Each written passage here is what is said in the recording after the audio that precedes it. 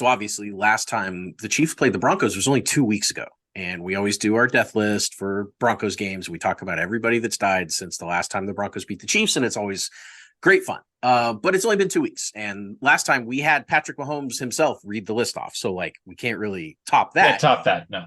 There's really nowhere to go from there. So instead, what we're going to do is you and I are just going to go through the list, or we already have, and pick out, we're going to draft. We're going to draft from the list and talk about our 5 favorites each, not favorites because they're dead, but like we're drafting people from the list that we miss the most, starting with number Sure.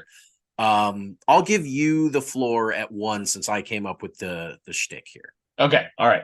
I don't know that we're going to have a ton of overlap here, but man, we lost a lot of good men out there and women as well. Since the Chiefs were last defeated by the Broncos way back in 2015. I'm going to take a guy that we didn't actually include on the death list because the concept of the death list was so.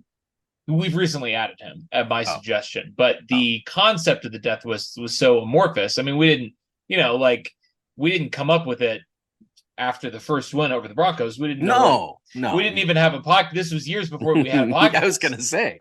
So we couldn't came possibly up with this in 2021. This shtick, but we lost the great Glenn Fry in early 2016, one of the founding members of my favorite musical group, the Eagles. Just got a chance to see them in Denver a couple of weeks ago with his son, Deacon Fry, with the band. It was amazing. It was great. But that was like one of the first celebrity deaths that hit me really hard. My favorite band from when I was in middle school, when I first kind of got into rock music, and he was in his early 60s, so not the age that people should die at, especially if you're rich and famous and you have a lot of money to get good healthcare and stuff like that. R.I.P. Glenn, big loss. Yep, big loss. A lot of the big theme of this draft is going to be big losses. I'm going to go with the Mamba. It's hard to talk to anyone that wasn't completely shook up by Kobe Bryant's death. I mean, it was shocking. It was tragic. His daughter, obviously, being with him was just absolutely heartbreaking. He was a superhero walking around on Earth, and for him to die in a helicopter crash so suddenly, right before the Super Bowl, as we remember. There's another one on here that's going to be there. Just a really, really impactful, both culturally, and he was a guy that I did not anticipate feeling as shook up as I did about it. Not to say that, I mean, it's just, I'm not an NBA guy. I'm not a Lakers fan. I'm not I wasn't in that world, and I still thought about that for days and days and days after it happened. Kobe was a big one. Yeah, we actually have a couple more from that Super Bowl. I'll take one, and I assume you'll probably take the other, but I'll take Chris Wessling from around the NFL. We've talked about him before, but one of the first podcasts that I started listening to, and obviously podcasts have been around for a long time. Those guys have been doing it for a long time, but certainly the first podcast that I regularly listened to, and he passed of cancer the day before the Super Bowl. Just a really tough loss, and would not sadly be the only loss that we would experience that week in the journalism world. But man, it just really tough. And he supported our podcast indirectly. I mean, he retweeted you. He did after like our third episode when we were on the map in Poland. So RIP Chris.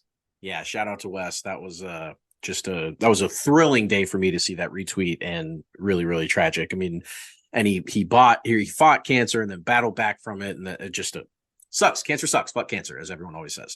I will go, as you said, with the other journalism loss the week before the Super Bowl. Just a rough one, man. Therese Paylor, local hero, local legend. Everybody who's ever interacted with that guy just had nothing but glowing things to say about him, both personally and professionally.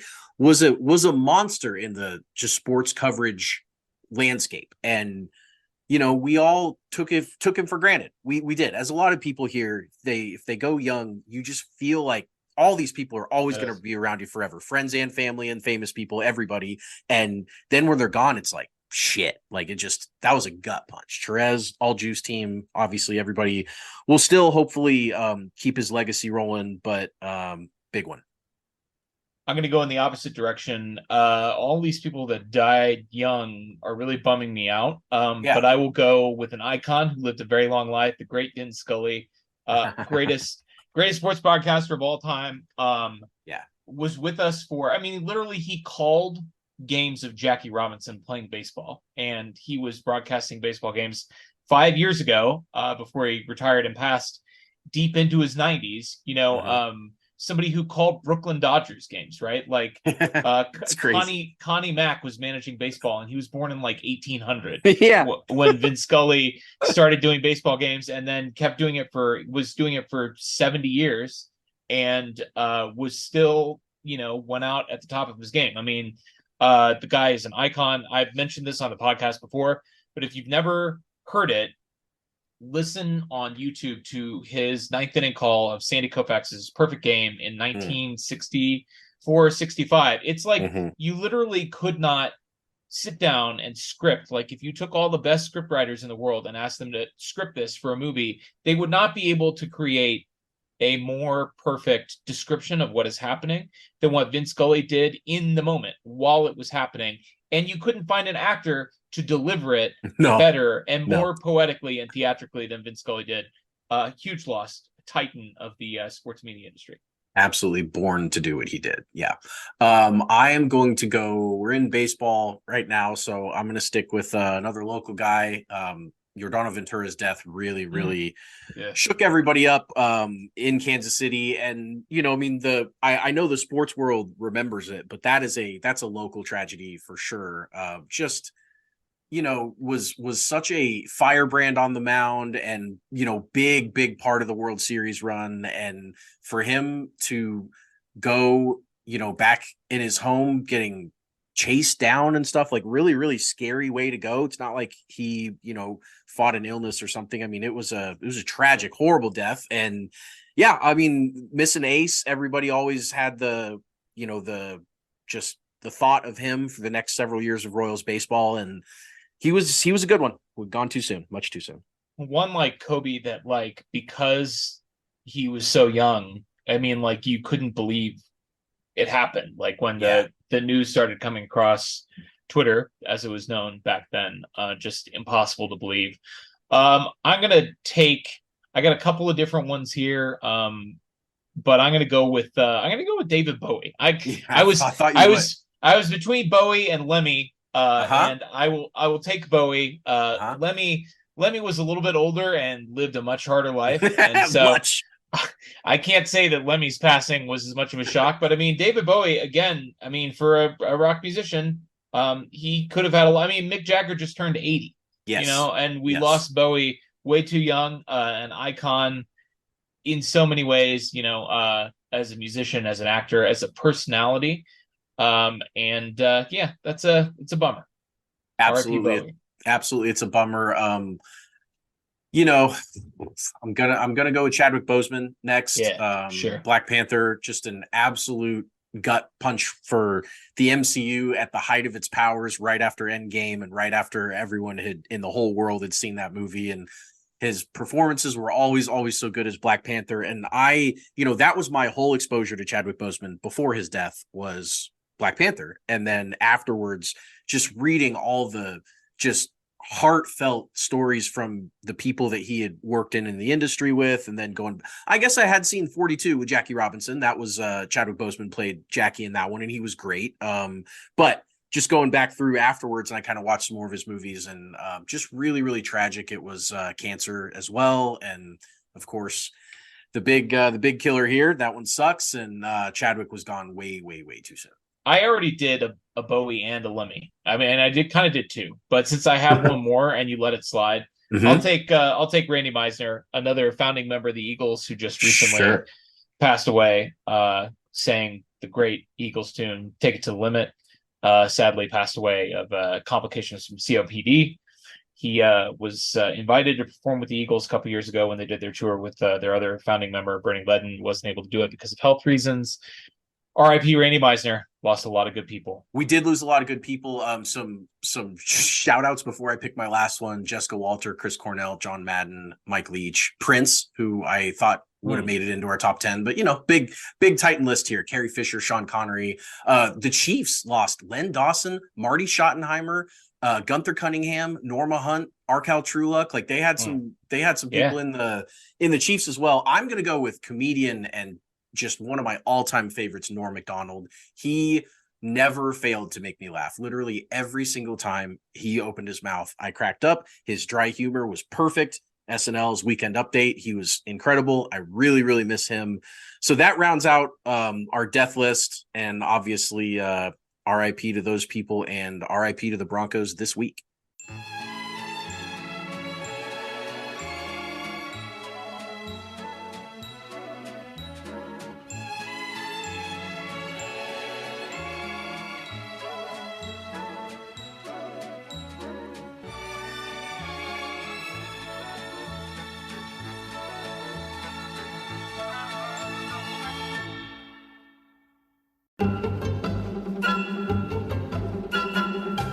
Welcome in to It's Always Sunny in Chiefs Kingdom. I'm Austin. Find me on Twitter/X at Real Bird Lawyer, on Blue Sky at Bird Law Expert. Here with me, as always, my co-host Taylor at Taylor_Witt on Twitter/X, Taylor M. Witt on Blue Sky. That was kind of a bummer. I feel like we got to pick it up here. We will pick it up because it's Broncos week, and we're sandwiching two Broncos weeks between a Chargers week, and the Chiefs are rolling in the NFL. Like, believe me, as poorly as that started vibes wise, this thing is about to rock it off, and we are here for it.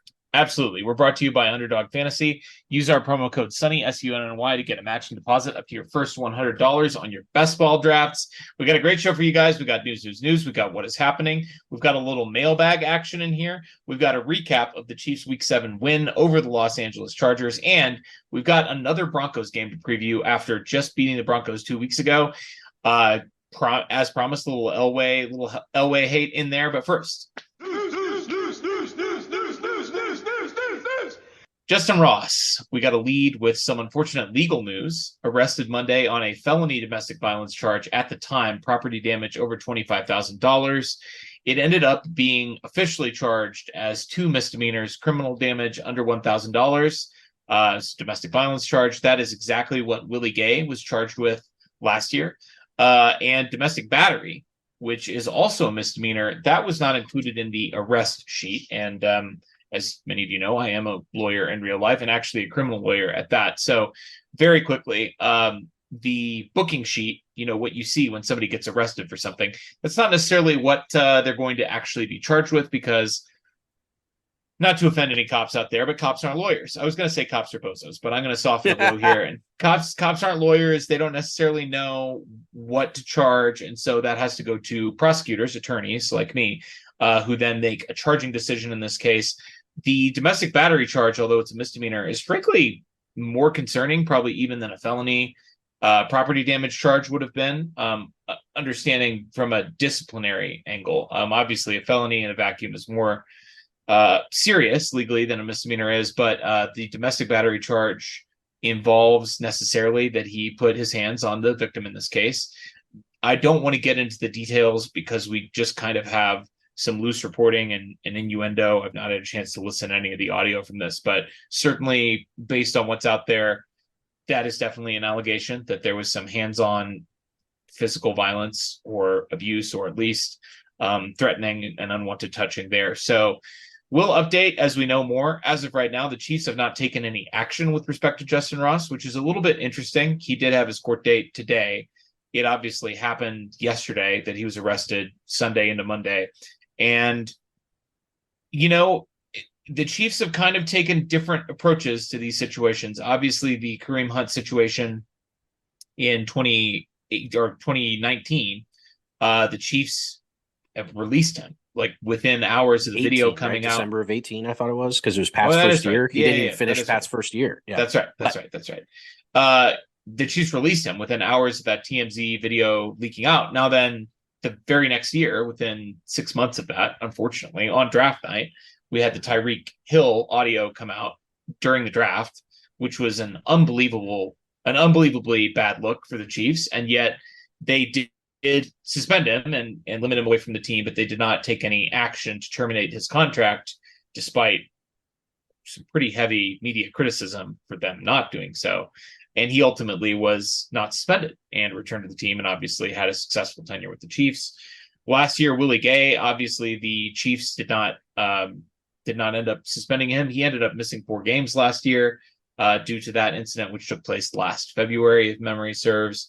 And the Chiefs were without Willie Gay for 4 games, but they didn't have to take any action with him. What's interesting to me about this is, and I don't want to be crass, I certainly don't want to minimize or justify at all or excuse the behavior.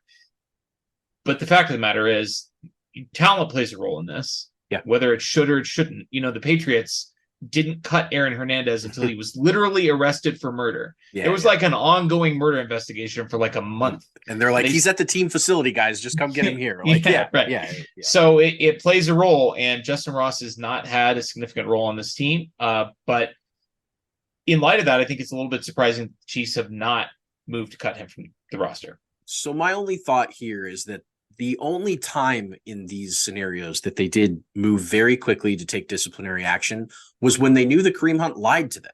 When he said nothing happened and they believed him and they went on with their lives, assuming he was telling the truth. The video comes out. Now they have video proof that Kareem lied to him, and that was it. That's what it took. So, like, I think they seem to really emphasize how the player handles getting in trouble, how they handle adversity, which we'll talk about later on in the show.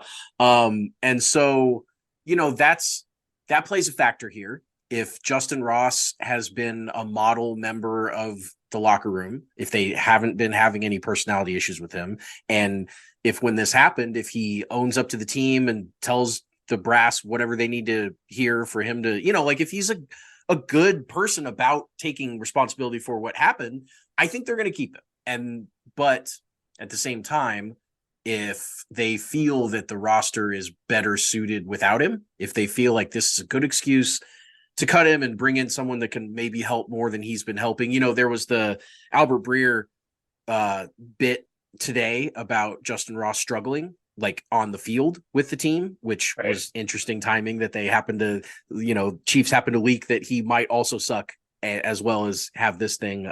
So it just really depends on how they're feeling about him, but we'll see. Obviously, like we said, we're recording this Tuesday night. Things might change by the time some of y'all listen to this. So that's where we're at with it. Yeah, of course, if he does stay on the roster, he will get suspended for this eventually. And I would might take a while. Willie Gay was like week 2 to 6, remember, or whatever it was, like middle of the same season, and it was also or the same year, not the same season, obviously, but the amount of time it takes for the NFL to impose discipline and then the actual discipline that they impose is completely unpredictable. So it just, who knows, but we will obviously update that as we know more. In injury news, we are recording this on a Tuesday. We've been, kind of jumping around in terms of when we record these during the season. So we don't have the luxury of an injury report. That'll come out on Wednesday. But we do have some unfortunate injury news from Sunday. Nick Bolton, Chiefs linebacker, dislocates his wrist Sunday. He will undergo surgery. He is going on injured reserve. As of right now, I have not seen who they're going to be replacing him on the active roster with, but he is going to miss at least 4 games, and the estimate right now is looking like about 2 months. Yeah, that's a tough one. He, obviously missed the 3 games earlier and had just come back, and it is one of the best linebackers in the league. I mean, everybody says that. Amanda, who afterwards was talking about how good Bolton was compared to the guys that he just played with over in San Francisco, who were some all pros over there. And he said he's just as good as them. So, I mean, this is a loss. Now, the Chiefs, fortunately, are built to sustain a loss to the linebacker group. They're not another one, but certainly between Gay and Tranquil and Chanel, they've got guys. They will not look like a team that's thin at linebacker, but he was obviously a good playmaker, and they're going to miss his presence. And I know they're going to miss him just around the team. He calls the plays, I mean, they'll get other Chanel or someone will be doing that, but he's a big loss for the defense. Yeah, and obviously the 2-month estimate, we're sitting here now late October. That puts him right up against the end of the season. The Chiefs play the Raiders on Christmas Day. They play the Bengals on New Year's Eve, and then they play the Chargers on January 7th to close out the regular season. That's week 18.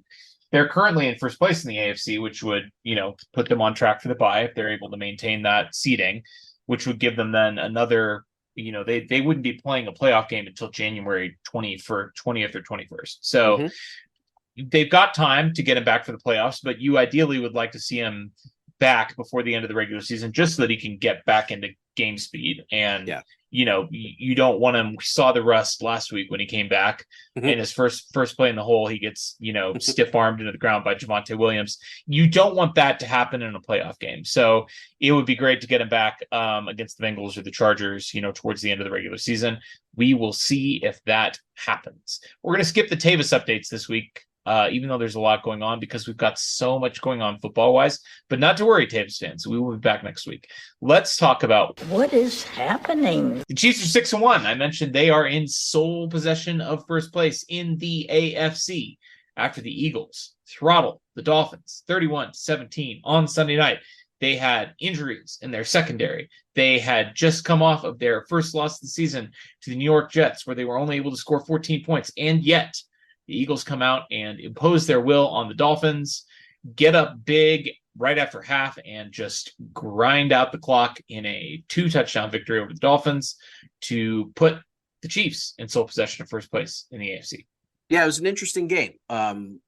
The phrase styles make fights was thrown around a lot in this game because it was obviously speed versus power, and the Dolphins' speed showed up a couple times. There was a long Tyreek touchdown, obviously, because it's a Dolphins game, so that's going to happen. And, Mostert didn't get going at all in the first half, but kind of did in the second half. But the Eagles' power showed up time and time and time again. They converted multiple brotherly shoves to the point where it once again, I know it hasn't really left the NFL conversation this year, but it certainly got to a fever pitch this week with people talking about, is it fair? Is it, is it going to be banned? All that stuff. I don't really know where the league will end up landing on that. My gut is that because the other teams aren't able to do it, that they're probably not going to. I mean, they can obviously line up and run the play, but the other teams have not been successful with this play because other teams don't have Jalen Hurts at quarterback and a monster offensive line and all that stuff. So my gut's that they're going to keep it. But yes, this was a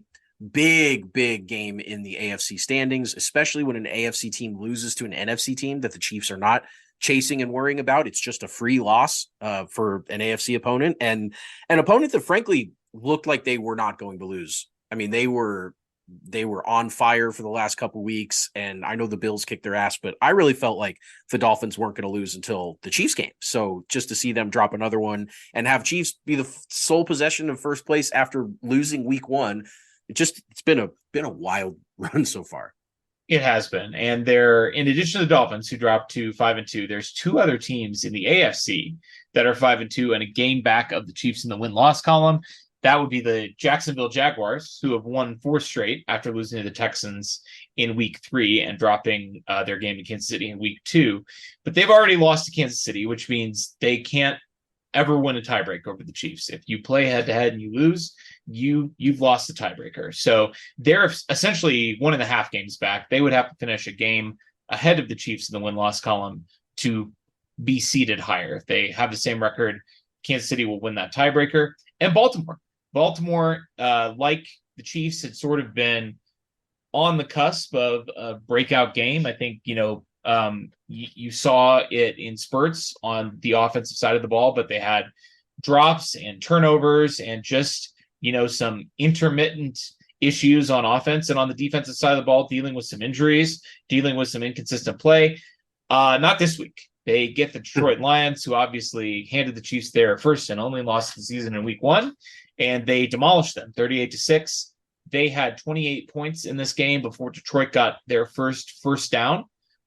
Just an absolute beatdown. The Chiefs will not play Baltimore this season, so if we do see Baltimore, it won't be until the playoffs. No, that's a really interesting team over there. Their 2 losses are at the Steelers and a home overtime loss to the Colts. And other than that, they've beaten the Texans, Bengals, Browns, Titans, and Lions. So until the Lions, those other 4, not maybe necessarily the best resume in the world. The Browns have a great defense, but the Ravens beat them 28-3. All that's to say, I don't really know what to think about the Ravens. I haven't really known since, I don't know if Lamar is good. He is good, but is he good? I just can't really get a good read on him. And then the Jags, I mean, how good does that win look in week 2 going down to Jacksonville now and beating that team? That team is rolling. And they're definitely going to win the AFC South, and they are. I mean, to have the tiebreaker up on them and the game up on them as well, just a big win for the Chiefs as far as positioning in the playoffs, because they're going to be a top 4 seed. The Jags, certainly, unless they collapse, looks like they're headed that way. Really interesting AFC contender picture right now. A lot of teams kind of moving in weird directions. Speaking of a team moving in a weird direction, a team that is not 5-2 and positioning itself as the Chiefs' primary competition for the number 1 seed in the AFC is the Buffalo Bills, because they are as fraudulent as ever. They fall to the 1-win New England Patriots, who 2 weeks ago were in the midst of a 2-game stretch where they got outscored 80-3. And the Bills lost to that team this week, 29-25. Josh Allen throws an interception on the first play from scrimmage. The Bills storm back in the second half, but they actually take a late lead in this game. But Mac Jones with the game-winning drive. I think his name is Mac. Patriots prevail. Bills drop. And at this point, we just have to accept that the Bills are bad, right? Yeah, I mean, losing a game in New England does not have the same, it's not the same as it used to be. It is now that game, you should win that game. The Chiefs are going to go have a test in Foxborough later on this year, and they damn well better win that game, because this team is not very good, this Patriots team.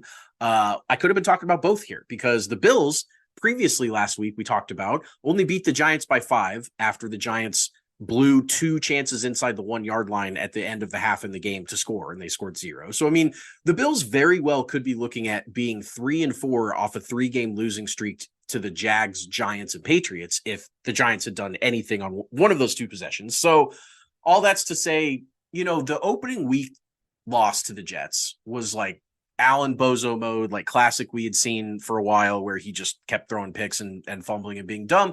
And then they ripped off 3 straight where they won 38-10, 37-3, and then they beat the fuck out of the Dolphins 48-20. And I just thought, all right, Bills are back. Here they go. They're rolling on offense and defense, but those defensive injuries that they had are really starting to add up. Matt Milano, that's a huge loss for the linebackers. Tre'Davious White tearing his ACL or his Achilles, that was a big one. So, I mean, you can tell other teams do not have much of a problem moving. The Giants and Patriots are 2 of the worst offensive teams in football, easily, and they moved on the Bills. So, like, you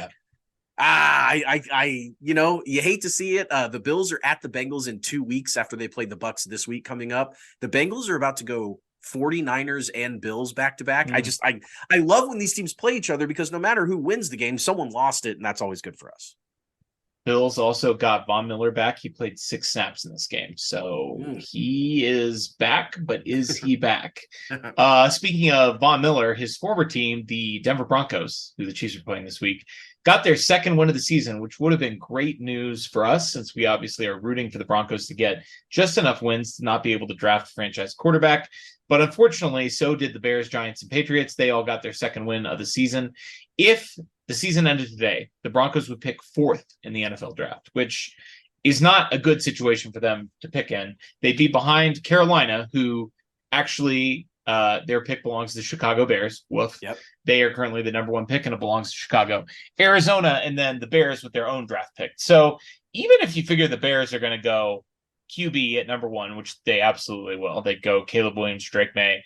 And even if they turn around and keep the 3rd pick and they draft like Marvin Harrison Jr. or somebody like that, Arizona's taking a quarterback or trading that pick, and probably not trading it to Denver. So you're looking at them taking the 3rd best quarterback in the draft at 4 overall, or, getting stuck with Russell Wilson and continuing on in purgatory for eternity. And that's obviously, if these standings hold, I don't really see these teams above Denver right now winning too many more games. I think Denver can probably sneak some wins against the Raiders and Chargers and whatever other idiot 4th place teams that they're playing, because that's the benefit of being a shitty team is you play other shitty teams. I do think that there's a chance that Denver screws up like they did this week when they beat the Packers, that win means nothing to anybody. All that does is lose your draft capital. They would have been at 1-5 or 1-6 instead of 2-5, and they'd be right there at the 2nd pick. But instead, like, I just think whatever they're supposed to do, they're going to do the opposite because they're inept. And I think they're going to win some more games, which is at this point hilarious. Speaking of inept, I don't want to play him on us, but we have not done a mailbag in a long time. And even though this is a jam-packed week and this is going to be like a 2-hour episode, we are going to answer some mailbag questions. Let's breeze through them here really quickly. I will let you kick it off. Sure. Our guy, Justin Orell. Kaka! He said, Ryan Reynolds and Blake Lively were at the suite with Taylor Swift and cheering for the Chiefs in New York when the Chiefs played the Jets. Does this create a rift with Philly fan Rob McElhenney, and how will this affect both Wrexham and It's Always Sunny in Philadelphia? Well, Justin obviously dialed into the happenings of our favorite show, and those guys, Rob and Ryan, own Wrexham AFC, the football club over in Wales. And, you know, the fact that Rob is a big Eagles fan, I don't think personally makes him an anti-Chiefs fan. Yes, the Chiefs beat them in the Super Bowl, but you've got Andy Reid, you've got a Kelsey. They've only beaten them one time, and the Eagles have a Super Bowl win in the last 8 years or whatever, 2017, 5-6 years ago. So, like, it's not like the Chiefs really just destroyed Rob McElhenney. And I mean, you know, he's watched the Phillies lose a World Series. He's watched his Wrexham lose last year. He watched the Flyers lose. Like, he's used to not winning a championship, and I think he's hardened at it. So I don't think it's going to affect him. But both the Eagles and the Chiefs are on a collision course for a rematch right now. They're the two best teams in the NFL. And if those two teams clash in Vegas, I just can't wait to see Ryan Reynolds, Rob McElhenney, Blake Lively, Taylor Swift, that whole group go into that and do their thing, because it's going to be fun. I mean, we have to pray and hope for a Super Bowl rematch for many reasons, but that would be one of them for sure. And oh my God, can you imagine if that became a Sunny plot? They didn't do another Super Bowl episode, but if they did a Super Bowl episode and they had Ryan Reynolds and Taylor Swift playing themselves with the gang, it would work. It would bang. Yeah, it'd be incredible. We got one here from Max S. So many people say crap like, for instance, refs won't call X penalty because they want to protect their golden boy Mahomes. How much instruction do you think NFL officiating gets regarding specific teams and players in general, if any? Do you think the NFL favors decisions that encourage profitable stories like the dominance of Pat Mahomes? And if so, to what degree did you see the truth in that, or is it all just cope? So I think a really interesting thread to emerge in the last few years is the quick review from New York, where New York calls in and says it's not a full-on sky judge yet, which we still sorely need and probably will never get, but where they do these sort of truncated replays where they don't require the team to use a timeout and officially challenge, but they essentially get a quick call in from New York or whoever they have overseeing it that says, hey, take another look at this one, or change this call, or whatever it is. And I think, I'm not saying that the refs are being told what to call, but I do think that we know for a fact that referees are told team tendencies and, you know, like, watch for certain things with certain players and certain teams. Juwan Taylor. Right, exactly. I do think that they, at the end of the day, they're human beings, right? Like, it's just like any other profession, whether it's cops or teachers or judges or lawyers or whatever. Like, refs are people. And I think a lot of this narrative about, you know, how refs officiate games just comes down to the fact that they're people, and they're not even like full-time employees, which I know is a sore spot for you. We've ranted about it many times on this podcast. Yeah. They're just like part-time guys that, you know, have other jobs the other 8 months of the year, 9 months or 7 months of the year. And I think they are influenced to some degree by, like, I mean, most of these refs are out of the target demographic for Taylor Swift, right? But, like, you know, these refs are I'm sure probably football fans. I'm sure watch games when they're not officiating them. I'm sure they know who Patrick Mahomes is. I do think that I think that star players get calls because of that. And I don't think that Mahomes gets as many. I mean, this is empirically the case. Mahomes does not get as many star player calls as he should, probably. No. He certainly does not get as many as Tom Brady. I mean, that's obviously, like, not Brady yet. Is sure, right. He'll get there. But all of that to say that I think it is mostly cope. We don't know what's going on when New York calls in and says, hey, take a look at this. I'm sure if anything nefarious is going on there, we will someday get, whistleblower, and it'll turn the whole sport upside down, and the Chiefs will probably be stripped of all their titles. But sure. My quick take here is that the NFL does not need to tip the scales, so they don't, because it's a risk that's not worth taking.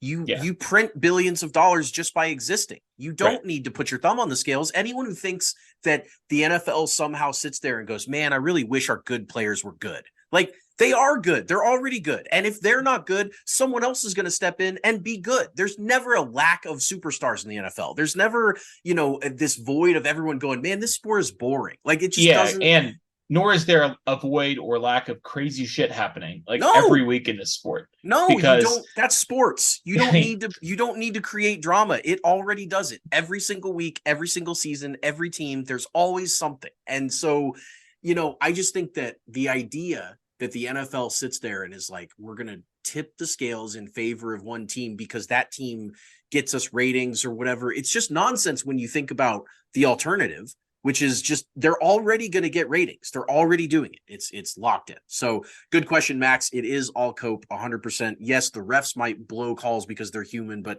some, mandate on high just doesn't happen. Our next one is from Bird of War Rumham 32. And he just has a little thing for us to read. He said, in light of Steve Smith's rant on Jerry Jeudy, I took a trip down memory lane regarding the 2020 NFL draft. Remember, this was just 2 months after Super Bowl 54, and everyone realized just how fucked they were that Patrick Mahomes has 30 more years of elite football left in him. That's great. There were proclamations that the Chiefs had been put on notice after the Broncos and Raiders picked up 9 pass catchers in the or defensive backs in the first 4 rounds of that draft. So they just went heavy on either offense or defense on the passing game. A quick update on these players, where they are now and their career achievements. Pick number 12 by the Raiders, Henry Ruggs, High Desert State Prison, Nevada. That's a great, Rumham sets this up perfectly. 1.5 underwhelming seasons before manslaughtering an innocent lady and her dog. Pick 15, Jerry Jeudy, Denver. A tier 3 wide receiver with 0 all-pro seasons, 0 Pro Bowls, 0 1,000-yard seasons, and 0 all AFC West team appearances. So Jerry really Jeudy, quick, if I can interject on Jerry Jeudy too, because he's been in the news a lot lately. Yes. He was the consensus best wide receiver in this draft, and people were clowning the Raiders for taking Henry Ruggs at pick 12 and the Broncos got, Jerry Jeudy, he fell to them, and CD Lamb was also in this draft, and the Cowboys ended up getting him after Henry Ruggs and Jerry Jeudy, and the Cowboys made the right decision, and our 2 AFC West rivals got completely beclowned with these picks because these guys are terrible.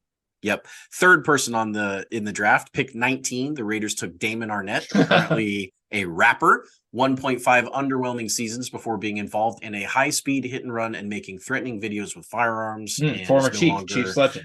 Chiefs legend Damon Arnett. Pick 46, KJ Hamler by the Denver Broncos at the time. He is currently with the Indianapolis Colts. 42 receptions, 620 yards, 3 touchdowns, 6 torn ligaments and tendons in 3+ NFL seasons.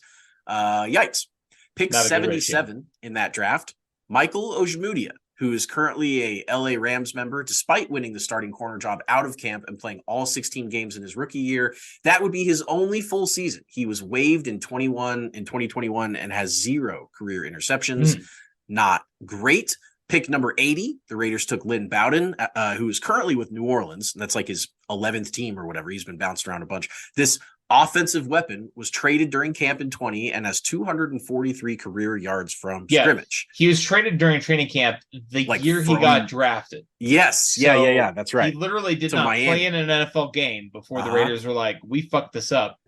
we're getting him out. You want him. And they traded him for 2 round later picks. Now, I guess the Raiders came out ahead in this trade because sadly, Lynn Bowden, a dynasty roster spot of mine for a while, has not done anything in the NFL, but they were the ones that wasted a 3rd round pick on him in the first place. And I don't know who they drafted with the 4th round pick they got back for him, but I'm sure whoever that person was, he's also a bust. So yeah, everybody they've drafted has been a bust, including the very next pick in this draft. They had back-to-backs, and they took Brian Edwards, who is currently with the team free agent.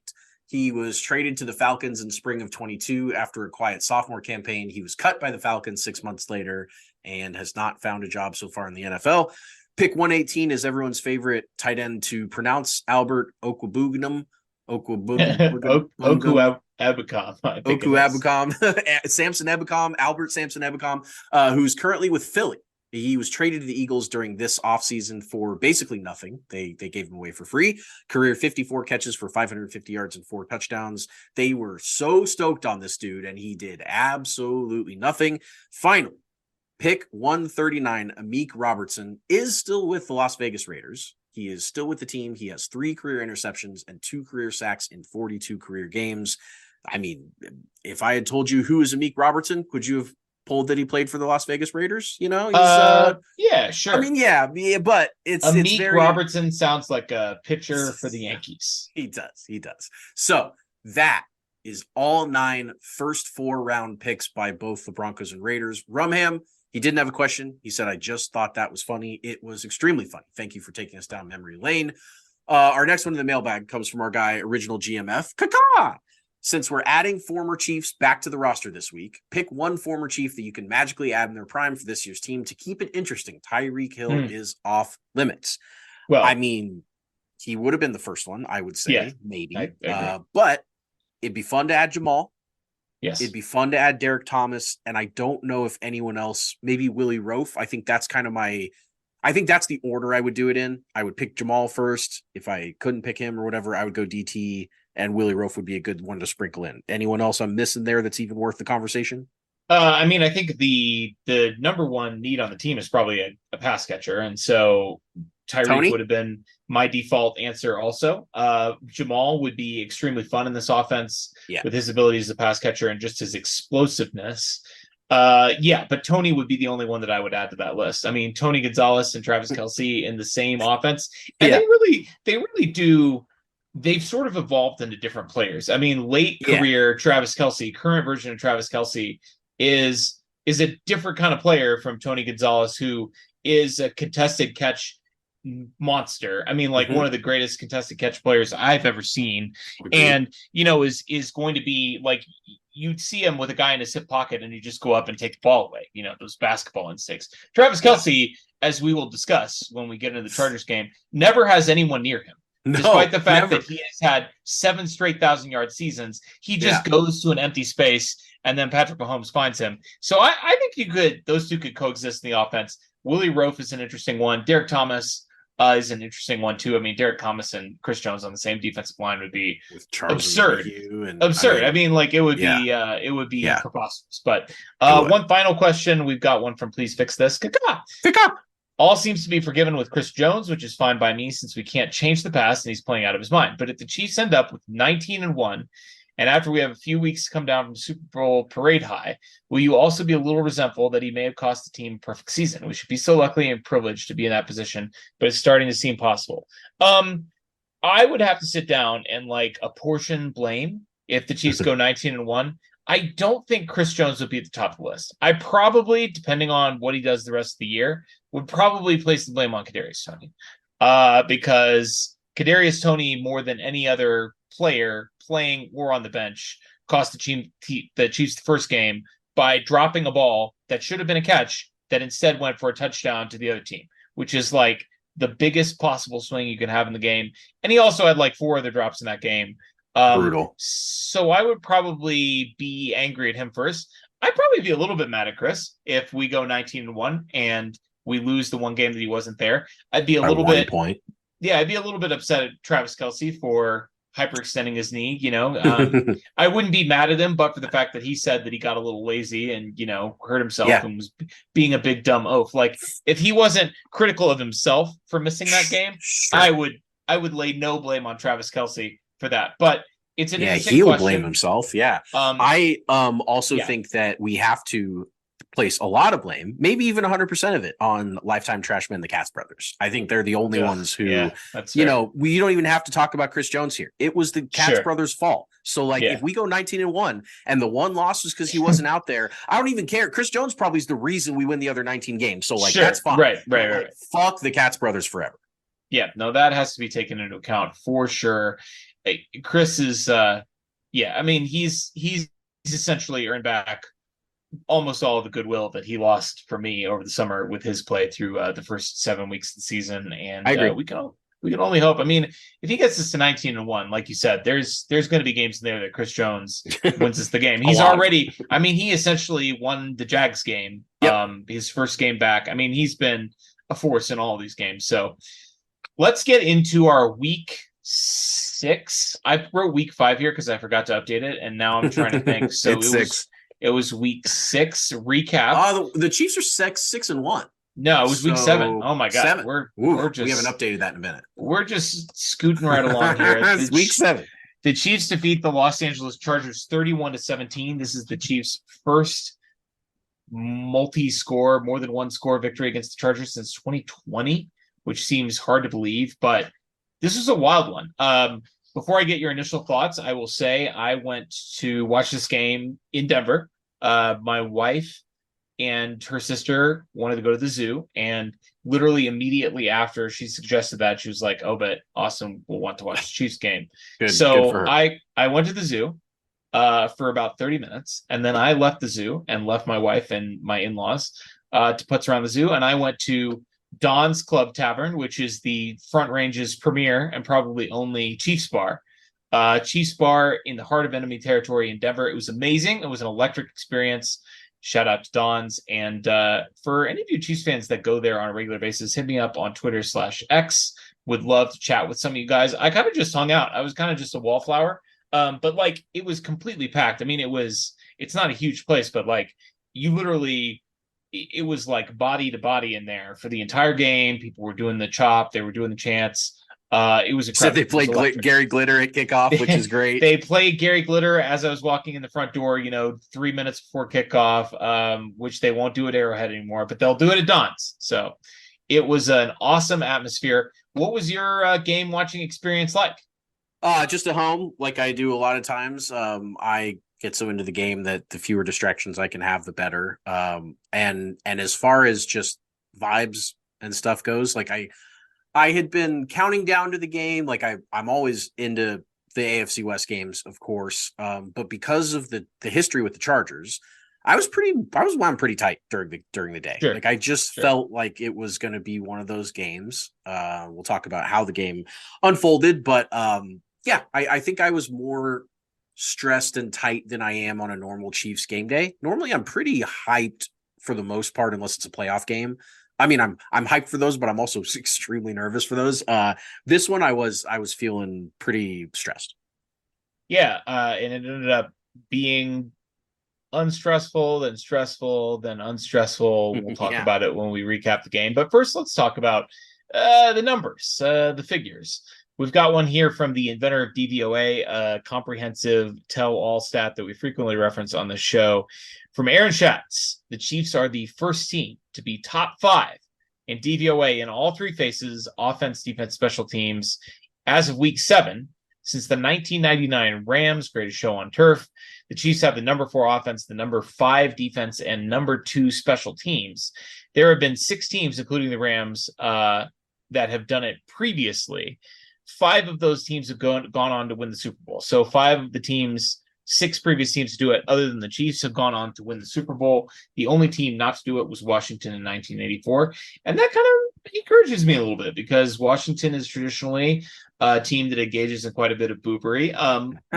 More recently now, but if every other team besides Washington that gets to this point where they're dominant in all 3 phases, as the Chiefs currently are, wins the Super Bowl, feel pretty good about that.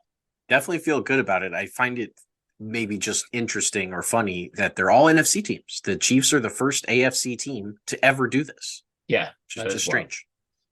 You had a stat about the Chiefs division dominance, and this is a podcast exclusive. I mean, not a podcast exclusive because you tweeted it out, but you created this stat. Taylor Witt exclusive. Yeah. So before Andy Reid came to Kansas City, the best record over any 49 game span of division games in NFL history was this is crazy.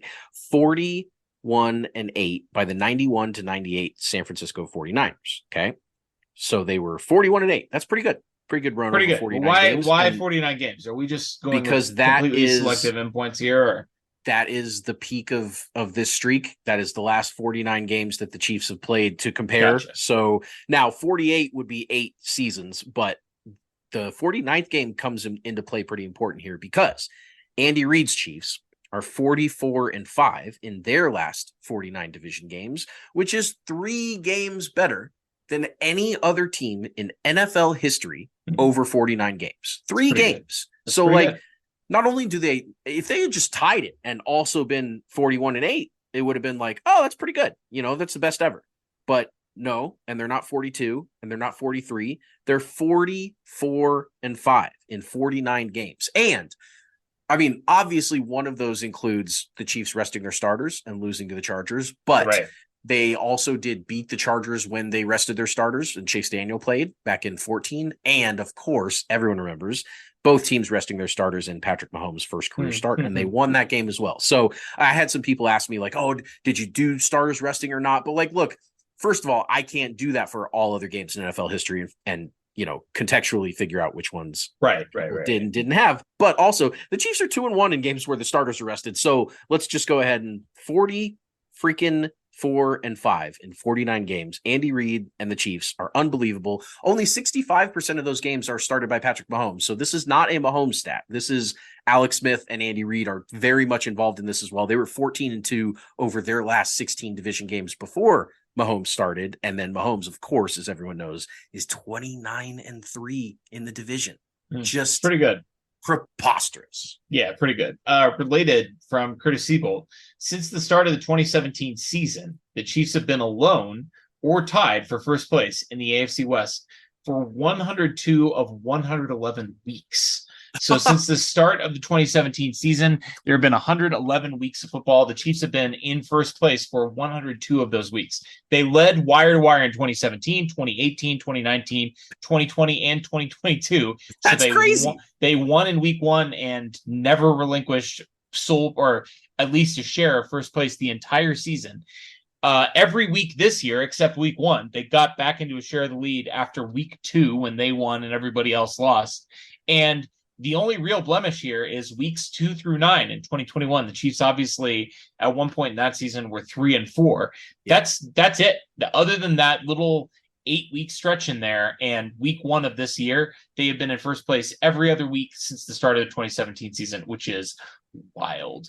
And it's so funny that they, you know, this is just their standings in the division. So that includes non-division games. So not only are they dominating by beating all the teams in their division, which they're doing, but they're also winning more games outside the division than anybody else. It's been a hilarious run of good fortune for the Chiefs. Yeah, extremely good high-level play from the Chiefs. From Field Yates, Chiefs are the only team to hold their opponent to 21 or fewer points in every game this year. From our guy, Scott Kaczmar, a couple of stats from him. With his 46th game of 3+ touchdown passes, Patrick Mahomes ties Dan Marino for the most 3+ passing touchdown games before turning 30. Patrick Mahomes just turned 28 last month, for those of you who are keeping track. So he still has 2 years. 2 years to go. And he's already tied with Dan Marino for the most 3 or more passing touchdown games before he turns 30. That includes the playoffs. So, you know, all Brady's extra postseason starts in there. You know, Pat's postseason starts are in there. He also ties Dan Marino with the most 400-yard passing games before turning 30 with 11. So, again, he's tied Marino for the most before a player turns 30. He still has 2 years to go. His 6 400 passing yard, 4+ passing touchdown games is tied with Drew Brees for the third most in NFL history. Not before turning 30 ever career in the history of the NFL. He has 6. The only other player with 6 is Drew Brees. The only players with more are Dan Marino, who has 8, and Peyton Manning, who has 9. So this includes the playoffs. How does he do it? I don't know how he does it. Tom Brady, by the way, who many people consider to be the quote-unquote GOAT, has 4. He has 4. And he's 4 of 400 yards and 4 touchdowns. Yes, ever in his career, and that includes the playoffs. And Pat already has 6. That's impossible. Now, there's also a tweak to this stat that if you tick the touchdown passes up from 4 to 5, 400 yards passing, 5 touchdown passes, or more. Patrick Mahomes is the only player in NFL history with 4 of those. Ever. Crazy. Marino 3, Montana 3, Peyton 3. And they're the only guys with 3.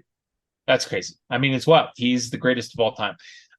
Quick stat here from me, and you combine for an assist on the second part of this one. But Patrick Mahomes' current 3-game streak of 75 plus completion percentage, 75% or more of his passes completed in 3 straight games, is the longest streak of his career. His previous high was 2. And you pulled this one for me. Mahomes is the only player in NFL history with 3 straight games of 75 plus completion percentage with 40 or more attempts per game. Obviously, it is harder to sustain a high completion percentage the more you are throwing the ball, because stuff happens, receivers drop the ball, whatever, it gets, it slips, you don't get a good grip on the ball, whatever. Like, there's just, the more you throw, the more stuff can happen, the harder it is to keep that completion percentage up. And so 3 straight games, he's had 40 or more pass attempts. 3 straight games, he's completed 75% or more of his passes. First player in NFL history to do that. Those are the numbers, the figures. Unbelievable. Let's do the Chiefs system. Yeah, let's do it. Okay, so Chiefs system. For those of you unaware, that is the system that the Chiefs use to win football games. They do it every time. It's locked and loaded. It never fails. This is as tried and true as it gets. Of course, it is based off of the Dennis system from It's Always Sunny in Philadelphia. Shout out to our favorite show and name of the podcast. Chief system starts with C, and that's creating drama. And boy, the margin, as you alluded to earlier in the previous games where Mahomes and Herbert were both playing, so no rested starters and all that stuff, between the two was 3 points, a 6-point overtime victory, 6 points, and a 3-point overtime victory. Those are the games they played. So, drama certainly created by the matchup here. Mahomes versus the Chargers might be 7-2, but just to put that in context versus the AFC West versus the Broncos and Raiders combined, he's 21-1. So he has won 3 times as many games and lost one fewer game against those two combined than he has against the Chargers. So if he's ever going to struggle against a team, it's going to be the Chargers. I mean, they're the ones that they've held him to 3 of his bottom 5 career games and, yardage output and stuff. I mean, they've matched up well over the years. They clearly have built their team to try and stop the Chiefs and Mahomes over anyone else. And sometimes at the cost of their entire season when they both can't stop the Chiefs and didn't figure out how to stop anybody else. So that's the drama. They created that drama by matching up against this team in yet another AFC West clash. Absolutely. I mean, as you pointed out, 2 of these games have gone to overtime. They've all been within 1 score. The first game ever that the Chiefs played against Herbert, where he came in after their doctor punctured Tyrod Taylor's lung right before the game, was an overtime game. So, I mean, Herbert, for all of his shortcomings as quarterback, and I'm sure we'll get into those a little bit, he always plays the Chiefs tough, and we had no reason to think that that was going to be any different on this occasion. Yeah, and Butker had to hit a bomb in that overtime game to even win it in overtime. I think it was close to 60 yards in that. So that was the drama created. And then, of course, H in the Chief system is handling adversity. And after a sluggish first quarter for both teams, they kind of went back and forth and were putzing around a little bit. The adversity was handled in a big way in the second quarter. So set the stage here, after a 3rd down to Kelsey to move the chains, Marquez Valdez-Scantling, he streaks open on a backyard ball and houses it from 46 yards out, which was the longest passing touchdown for the Chiefs since week 14 of last year at the Denver Broncos. You and I know because we were there when Jerick McKinnon took that sideways weird flip from Mahomes and housed it. So it's been a minute since the Chiefs have had a long touchdown pass. But of course, MVS, shocking to see his name even out there. And he caught that and did his thing after a quick Chargers score on a defensive breakdown from where Joshua Kelly streaked for a 49-yard touchdown. There's your adversity. Pat hits Kelsey for 53 yards where he was wide ass open, which is also the 3rd longest catch of the GOAT's career. He, of course, as we all remember, 80 yards to the house, as he famously said when talking about screen. Yeah, exactly. On the bubble screen against Denver in 2016, and then 69 very nice yards against the Chargers, these very same Chargers, in 2021. Those were his 2 catches in his career that were longer than this 53-yarder. So he does that, and the Chiefs then finish off the drive with a Rashee Rice touchdown. So they certainly handled that part of the adversity where the Chargers were doing their thing and scoring, but the offense woke up in a big way. The second quarter was the best this Chiefs team has clicked on offense all year, certainly by far, and adversity handled. Yeah, I mean, they obviously had a third down on this drive that they had to move the chains on, but this was sort of the easiest they have been able to move the ball and end it with a touchdown that we've seen in a couple of weeks. I mean, they moved the ball well against Denver, but they had trouble punching it in. They, obviously broke open the Bears, but that was a putrid team. They had some trouble in each of these other games intermittently. And so this drive was really kind of the start of an offensive awakening, I feel like, for the Chiefs against a team that does not have a good defense, and that the Chiefs have been able to score points against recently against the Brandon Staley led Chargers defense. But yeah, definitely handled adversity on this drive, and great little grab by Rice. I mean, it was crazy that he was standing in the back of the end zone. So he got there in a hurry and knew where to be. He did. That was well done by him. And then, of course, after the Chiefs handle adversity, they've got to do a little bit of inspiration. They've got to inspire some hope in you. And the I is inspire hope after the Chargers scored again on a long play. They hit a 60-yarder to Joshua Palmer and then punched it in from there. Then they got Pat on what can be called an arm punt, because it was a go ball to Mecole Hardman for 50 whatever yards, and the Chargers picked it off on third down, third and long. So, I mean, as far as picks go, a third and long 50-yard bomb that's caught, not the end of the world by any means. But the Chiefs, of course, inspired some hope. They forced a punt of their own, and the offense gets the ball at the 4-yard line with 2:33 to go.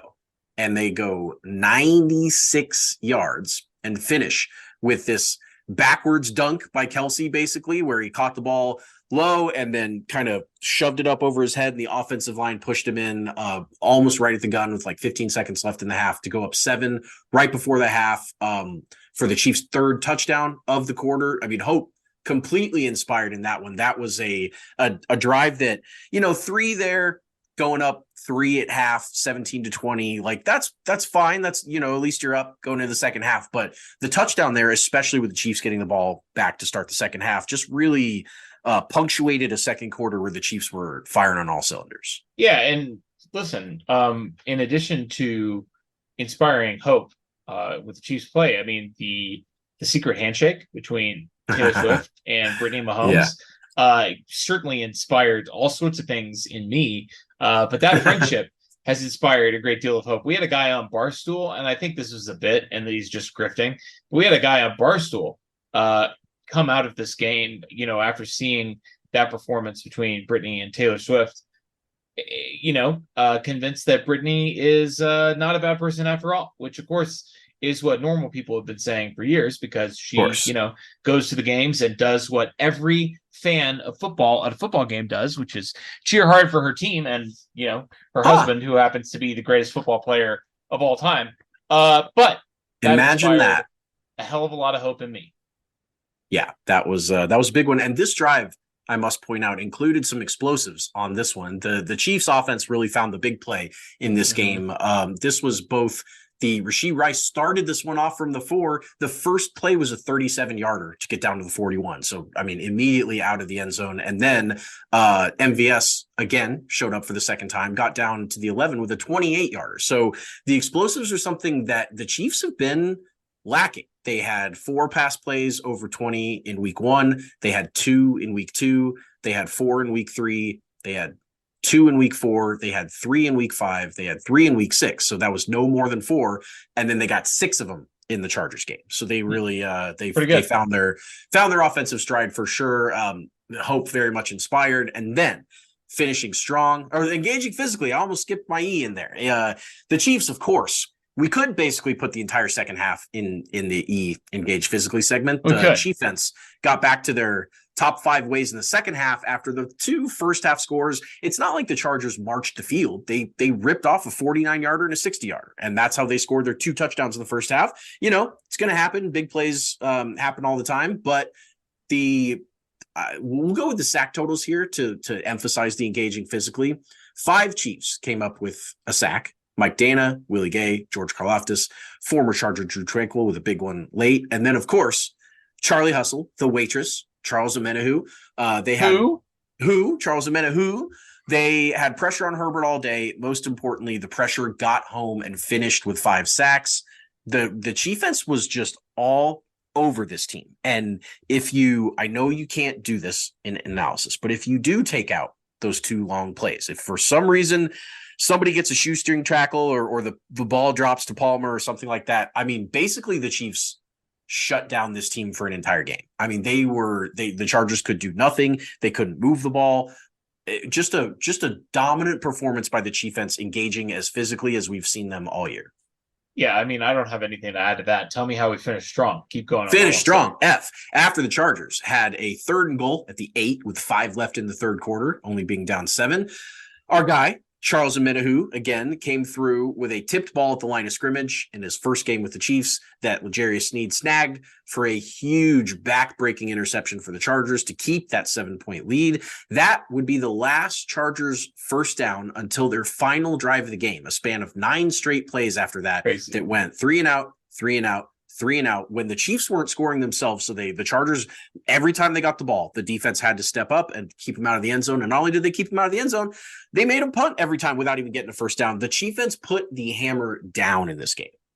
I don't know how many performances like this it's going to take until I feel completely confident in the Chiefs defense. But I got to say, this is a weird feeling because this is the best defense we've had in years. It's by remind you of being a kid.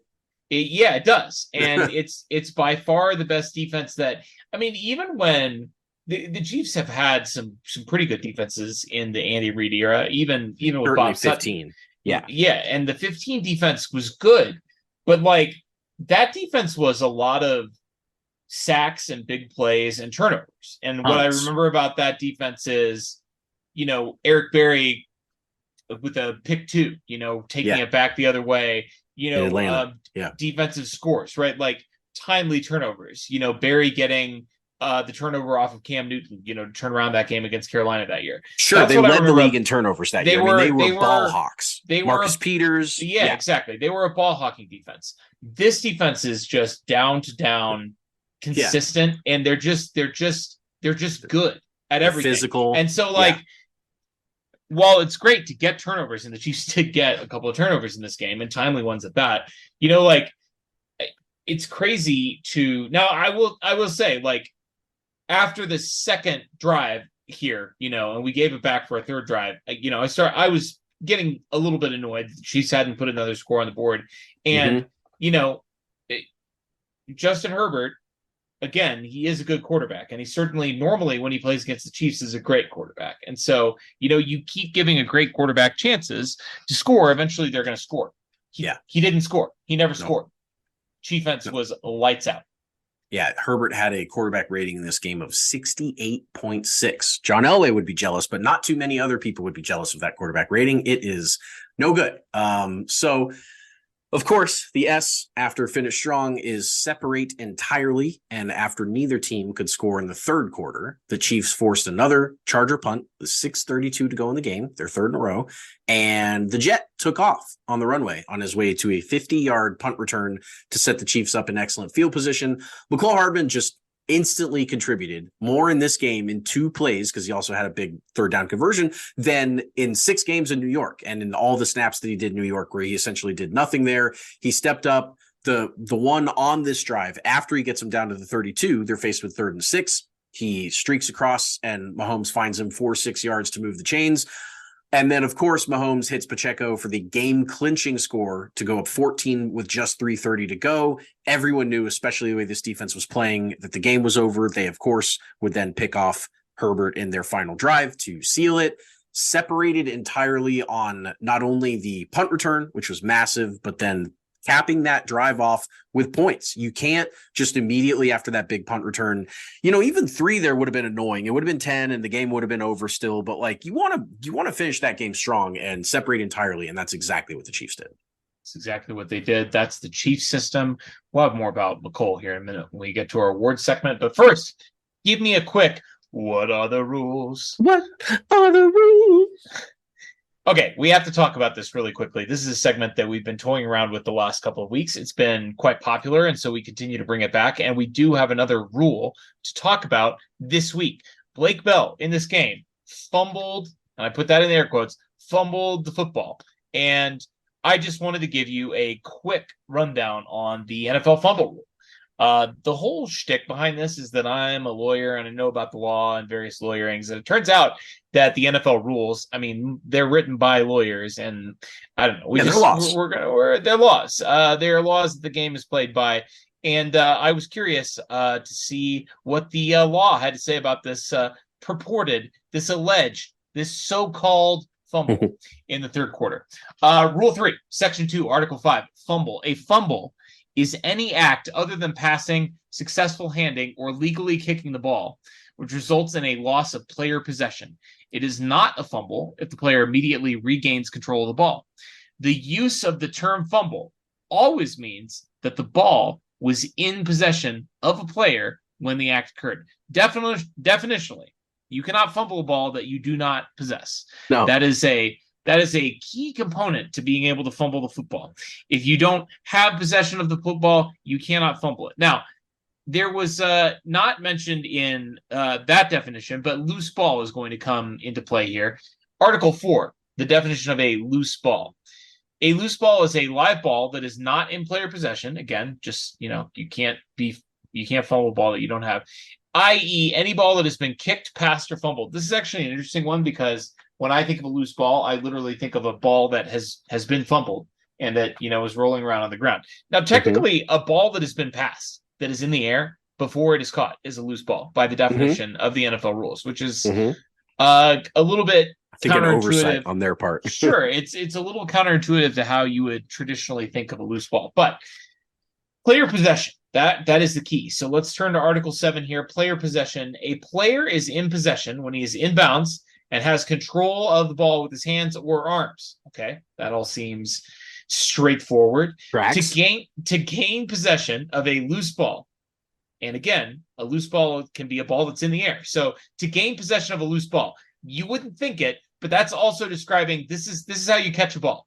Okay, you gain possession of a loose ball by catching it. It says to gain possession of a loose ball that has been caught, intercepted, or recovered, a player must A, have complete control of the ball with his hands or arms, okay, which is interesting because I've actually definitely seen plays get called catches where, they have control of it with their helmet, David Tyree, or they have control with their between legs, their thighs or something. Yeah, between their thighs, their butt cheeks, whatever.